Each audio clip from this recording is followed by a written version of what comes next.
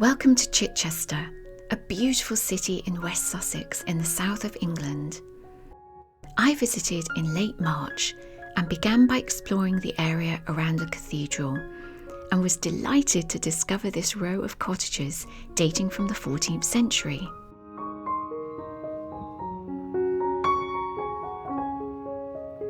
The arch-shaped niches you see, some of which have been made into windows, would once have had carved figures inside them.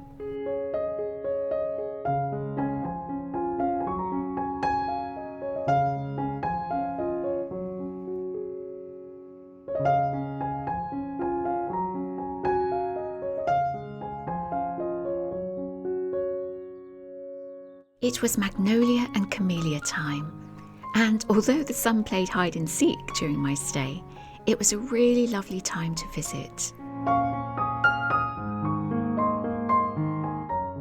I was staying in a beautiful building owned by the Cathedral.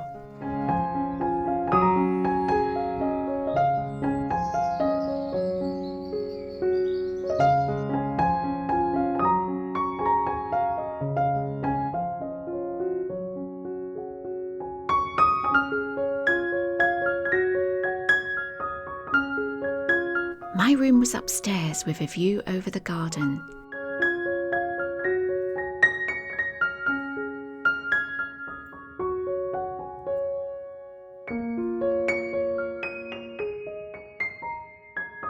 There was even an Emma Bridgewater mug of Chichester to remind me of where I was.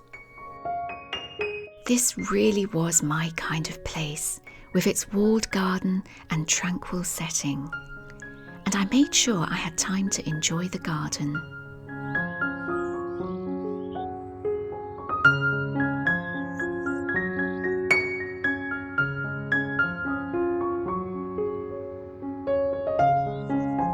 And what a treat it was to see the cathedral lit up at night from the windows.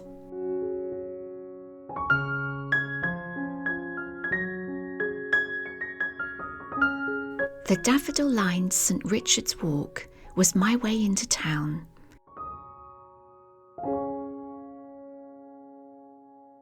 And I loved the peace of the cloisters.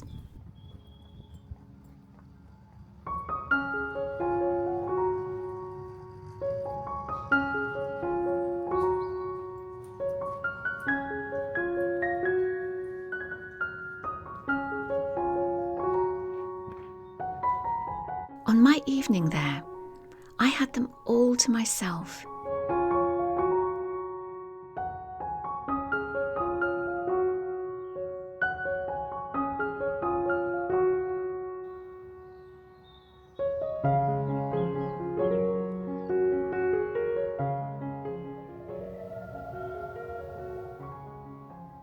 And it was so quiet that I could hear the choir practicing in the cathedral.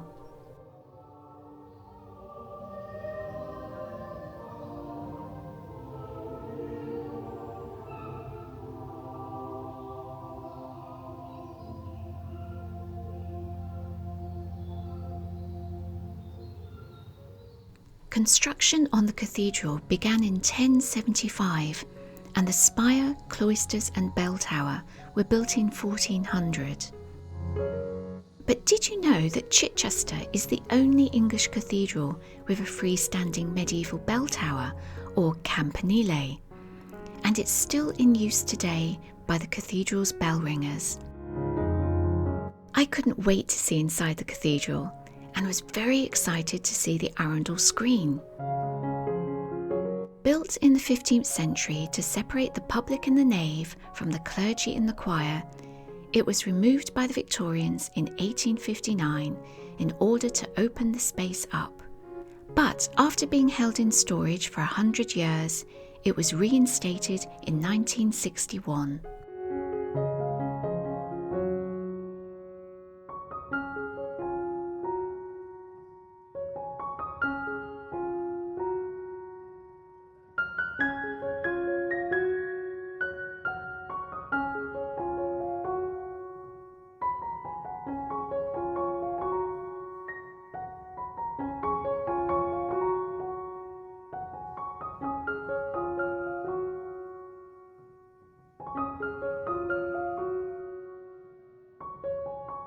The wooden stalls in the choir date from the 1330s with a little Victorian restoration, and the rich wood gleams in the lamplight.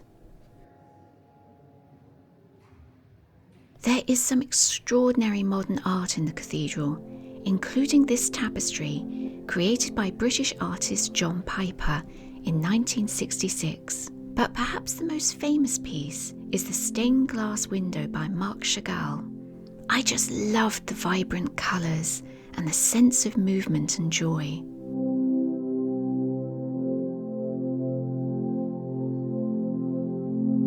But I think I was even more excited to see the incredible Tudor history paintings from the 1530s.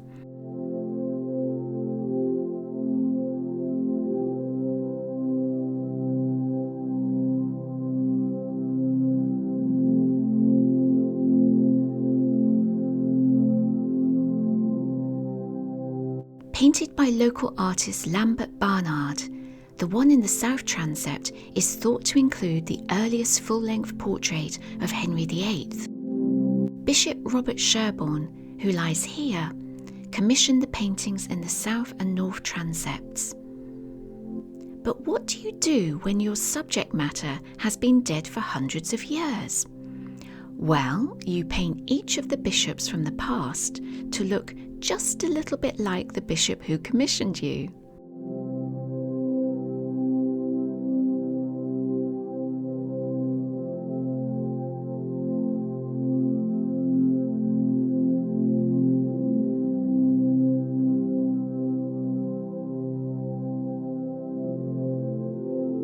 There is so much to see in the cathedral, including some beautiful tombs.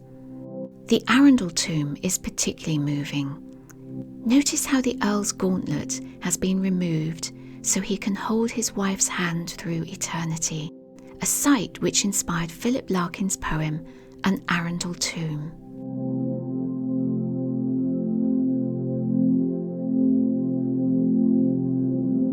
One of the loveliest and most peaceful corners of the cathedral is the Lady Chapel, which glowed with ethereal light.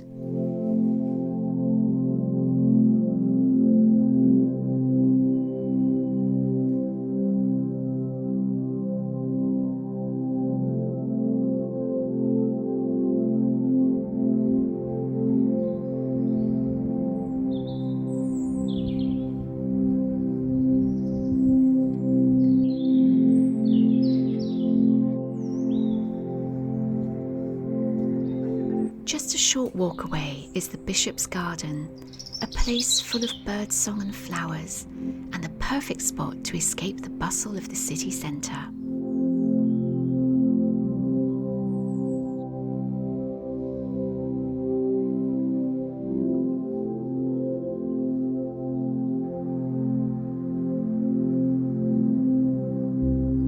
It's also the ideal place to start a walk of the city walls.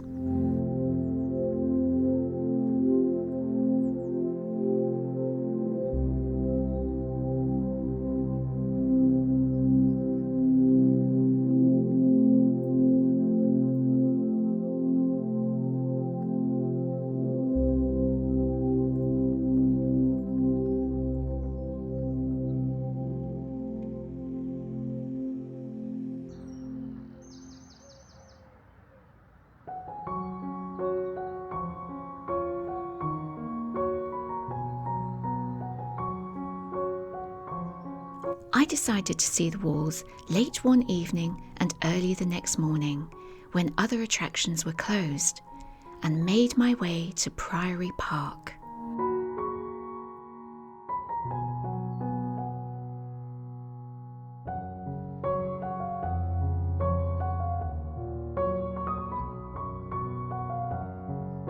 Here you can find the Guildhall, a Grade 1 listed building now used as a wedding venue.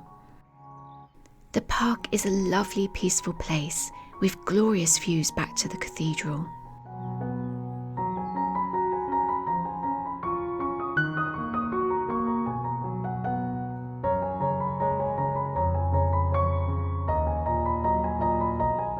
And there's even a section of the Roman wall by the public toilets.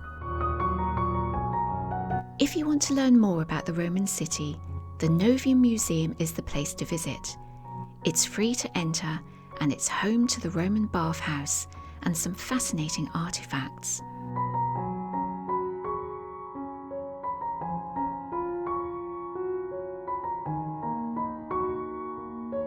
I particularly love this stylus with an eraser at the end, which reminds us that man has been making mistakes for centuries.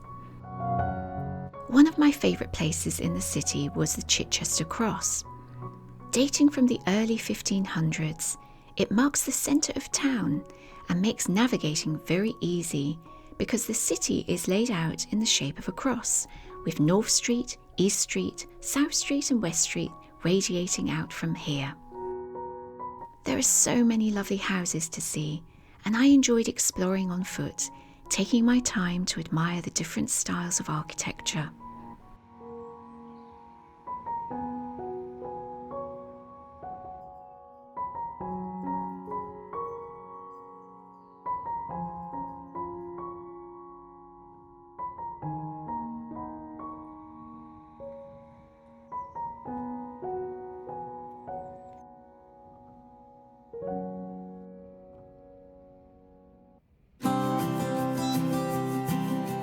I was very lucky to be in town on market day.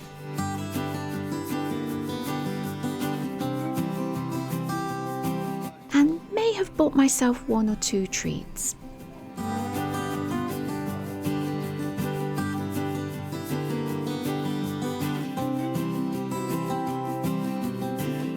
But there was another reason for my visit to Chichester. I was here to see the Pallant House Gallery and the exhibition of Dora Carrington's work. Carrington was part of the Bloomsbury Group and led an extraordinary life. She was perhaps most famous for her relationship with the writer Lytton Strachey and the numerous affairs both of them had while living happily together.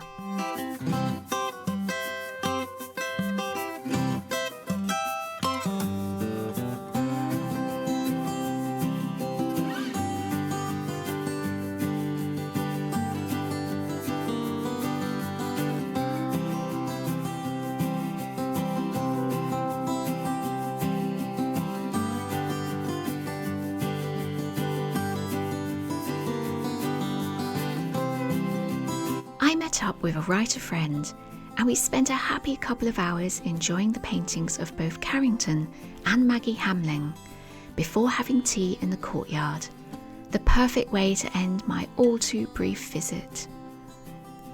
Thank you so much for joining me on my trip to Chichester. Do like and subscribe to see more mini adventures like this one.